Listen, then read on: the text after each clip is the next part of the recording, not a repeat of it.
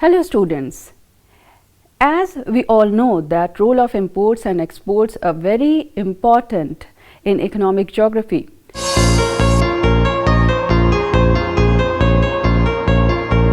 After this discussion, you all will be able to know about India's foreign trade, mainly export and import, direction of India's trade, direction of India's trade with regard to export as well as import as I mentioned, composition of India's trade export, composition of India's trade import, India's service trade, and then we will also discuss few issues.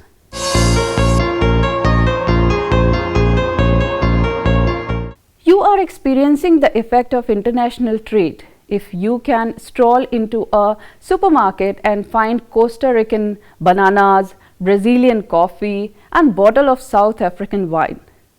International commerce enables countries to extend their market and gain access to commodities and service that might otherwise be unavailable in their own country. The market has become more competitive as a result of international trade. As a result, pricing becomes more competitive and the consumer receives a lower cost product. Import is a business word that refers to the purchase of raw material as well as finished goods from another countries. Export, on the other hand, refers to the sale of goods and services produced in United States to foreign countries. Imports or exports, these are two important parts of any country's economy. Imports assist a country in obtaining goods and services that it does not produce domestically, whereas export assists a country in earning foreign income that allows it to purchase imports. The balance of trade is determined by difference between a country's export and import of commodities and services. In an economy's total export surpasses its total import. It is considered to have a favorable balance of trade.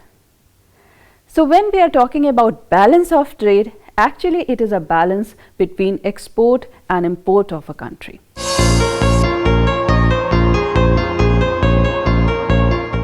India's foreign trade was largely determined by the strategic need of the British colonial power prior to its independence in 1947.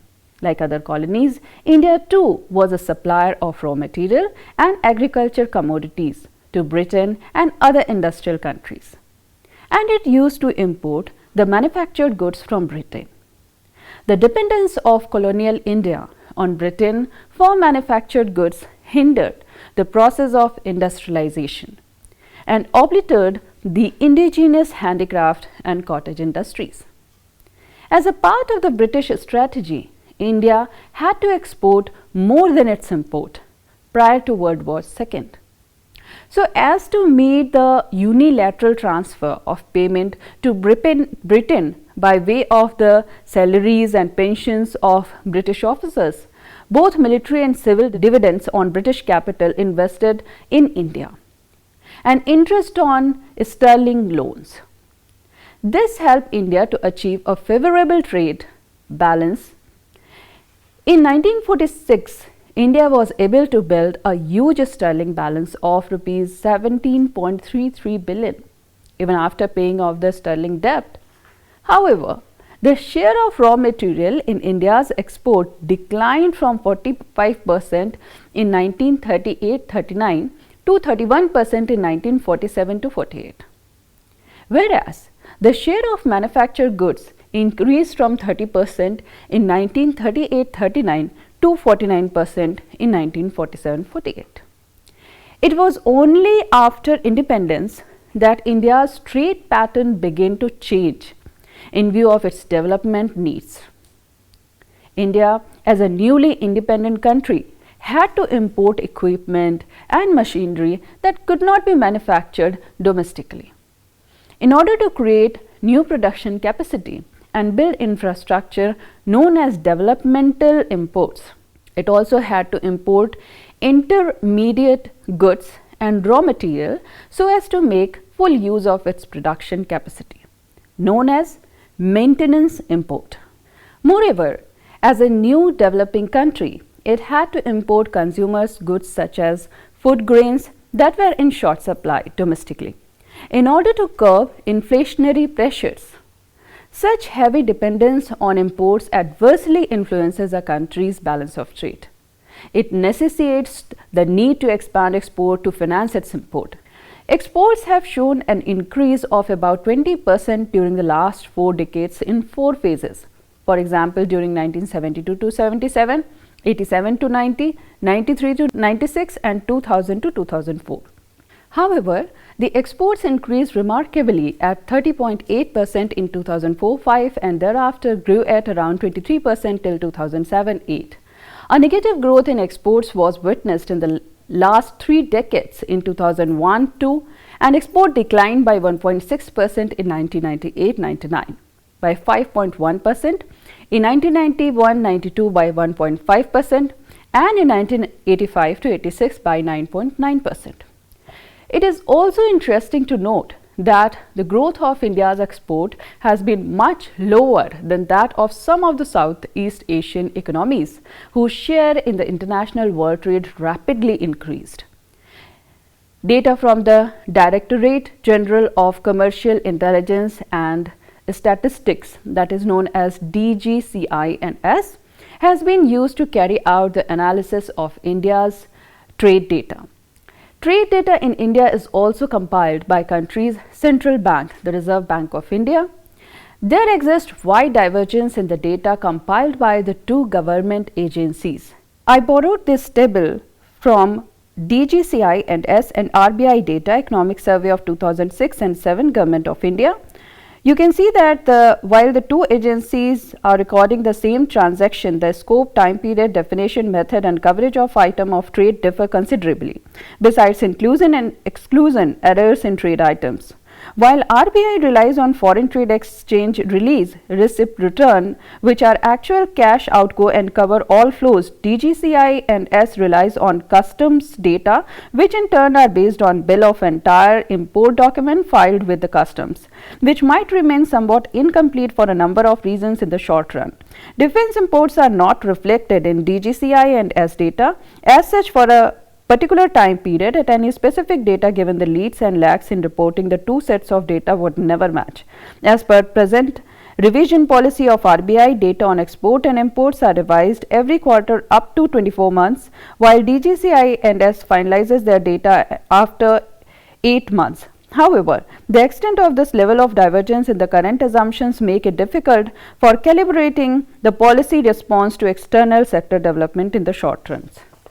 India's total external trade, including goods and services, grew to $433 billion in 2006 and 7. The trade in services has been growing faster than merchandise trade, and the share of services in the total external trade increased from 25.8% in 2004-05 to 27.4% in 2006-07. With a growth of 32% in 2006-07, service trade reached up to $76.2 billion. Service export constituted almost 60% of the merchandise export in 2006 and 7. You may be thinking that I am giving lot of data, but it is pertinent to make you understand through taking examples from these data about the balance of trade.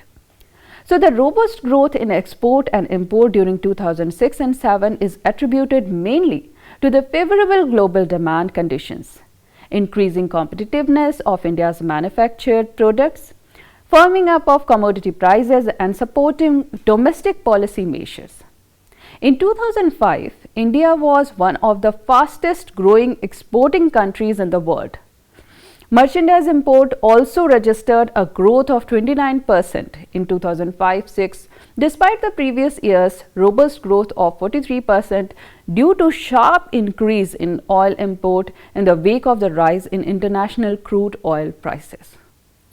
India's goods market reflected more openness as its merchandise trade as a percent of GDP increased from about 21% in 2001 to approximately 33% in 2005-06.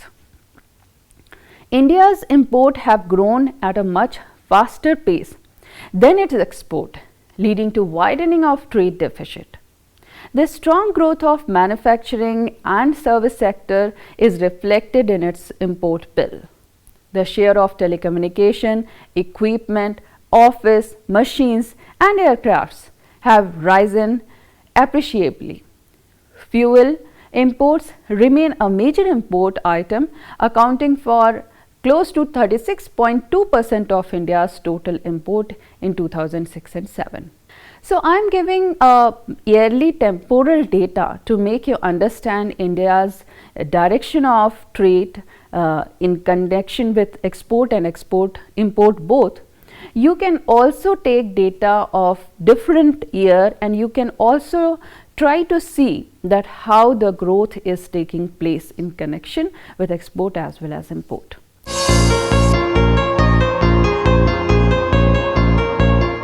Gradually, reliance of India's export on the markets of a few countries has reduced considerably. India's over-dependence on the OECD countries, which accounted for 66.1% of India's export in 1960 to 61, declined to 41.2% in 2006 and 7. As it is shown in the figure also, export to European Union declined from 25.1% in 1987 to 88 to 20.4% in 2006 to 7. Compared to that, in 1960-61, the UK was the largest destination for India's export, with 26.9% share, which declined to 6.55% by 1987-88, and further dropped to 4.39% in 2006-7.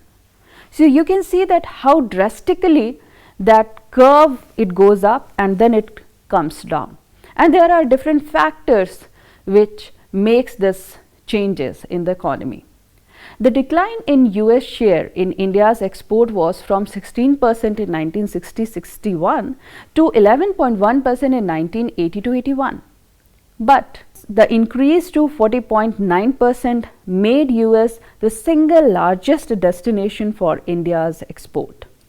India's export to Japan have witnessed considerable fluctuation from 5.5% in 1960-61 to 13.3% in 1970-71, which dropped down to even 2.23% in 2006-7. And 𝗂𝗍𝗃 has emerged as an important export destination for India. From 1.4% share in 1960-61 to 16.4% share in 2006-7, India's to Russia, this further reached the all-time low to 0.72% in 2006-7. India's export share to developing countries remarkably increased from approximately 14% in 87-88 to 40% in 2006-7. India's export to SAARC jumps from 2.6% in 1987-88 to close to 4.98% in 2006-7. Besides, its export to China increased remarkably from a negligible 0.1% in 1991 to close to 7% in 2006-7. India's export to Africa also grew rapidly from 1987-88 onwards, and in 2006 and 7 it went very high.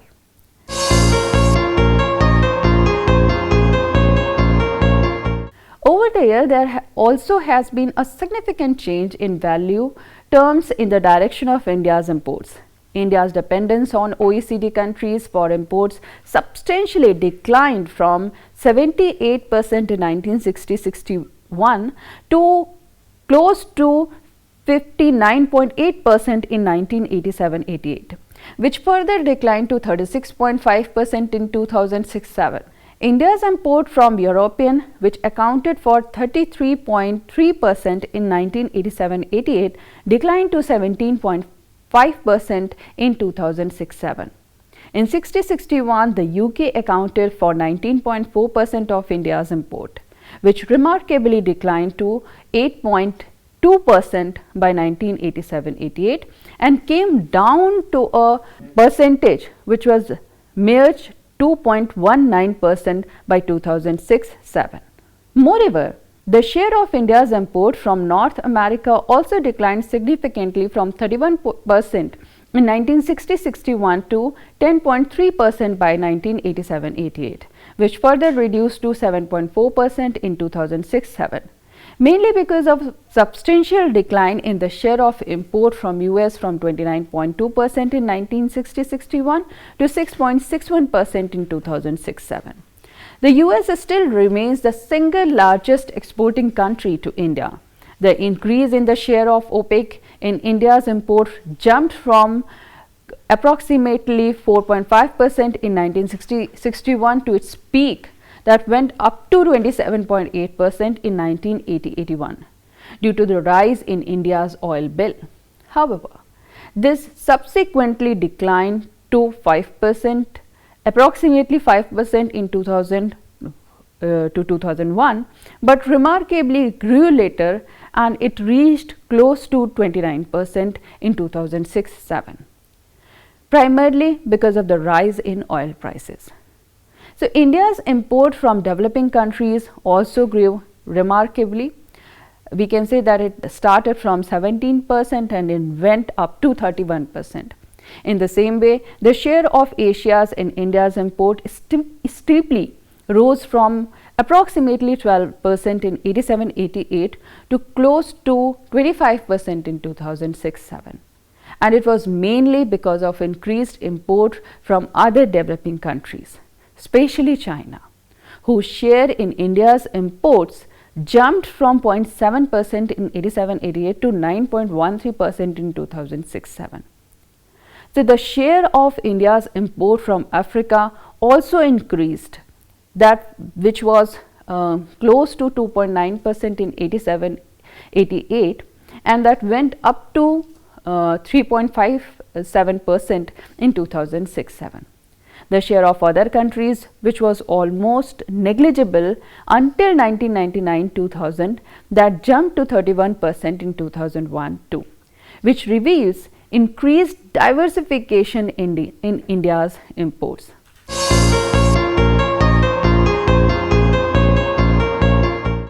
Over the last 5 decades, the composition of India's export has become more broad-based, with visibly decreased dependency on any product category. Moreover, a remarkable shift in India's export from agriculture product to manufactured goods had been a positive move. The share of manufactured goods in India's export steadily rose from 45.3% in 1960-61 to 80.7% in 1999-2000. However, it subsequently started declining steadily and reached to about 68.6% in 2006-07. Among the manufactured goods, gems and jewelries, which accounted a very low percentage, also increased. Compared to gems and jewelry, the share of ready-made garments also grew remarkably, mainly due to the higher international prices and the increase in domestic refining capacity. The export of agriculture and allied products that comprised a significant 44.2% share in 60-61 also declined to 31.7% in 70-71. Thereafter became insignificant in India's export basket. The composition of export of manufactured goods in India in 2006 and 7 mainly consisted of gems and jewelry, ready-made garments, machine and instruments, pharmaceutical and fine chemicals, manufacture of metals, transport equipment, primary and semi-finished iron and steel, cotton yarn, fabrics, electronic goods, leather and manufacturer, handicraft, leather footwear, and others. India's export of agriculture and allied products include marine products such as raw cotton, oil meal, fruits and vegetables, spices, coffee, tea, unmanufactured tobacco, and others.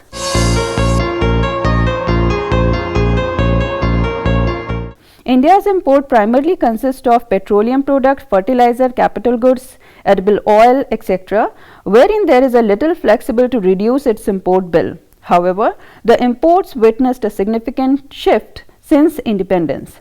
There had been a significant growth in India's import of petroleum product due to overall economic growth in the country, that rise in petroleum prices and limited indigenous exploration and refinings. The fertilizer industry also grew, and it increased significantly after 1960-61. The share of cereal imports came down in India in 1960 to 61, that was close to 0.8%. India became a net exporter of food grains, a fact that highlights the success story of the Green Revolution in India. However, the growing demands due to rising population pressure and the vagaries of rain keep creating the need to import food grains from time to time. Due to greater rise in the demand for oil as compared to production, India's dependency on edible oil increased remarkably as reflected by the import growth. Compared to that, India evolves its own capacity for manufacturing capital goods. Its import share of capital goods declined substantially in 1960 to 61, and thereafter it increased little bit. The other product categories in India imports that constitute can be categorized as electronic goods, gold and silver, chemical, pearl, precious stones, iron and steel, non-ferrous metals, professional instrument, optical goods, computer software and others.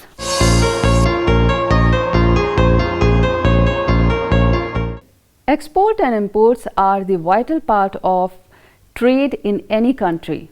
India's import and export has grown significantly post 1991, and it is increasing day by day. However, still we are facing the crisis of trade deficit, and it is necessary to reduce this trade deficit to develop the country. As a student of economic geography, you should understand all the different aspects of balance of trade, composition of trade, the current status of export and import in India.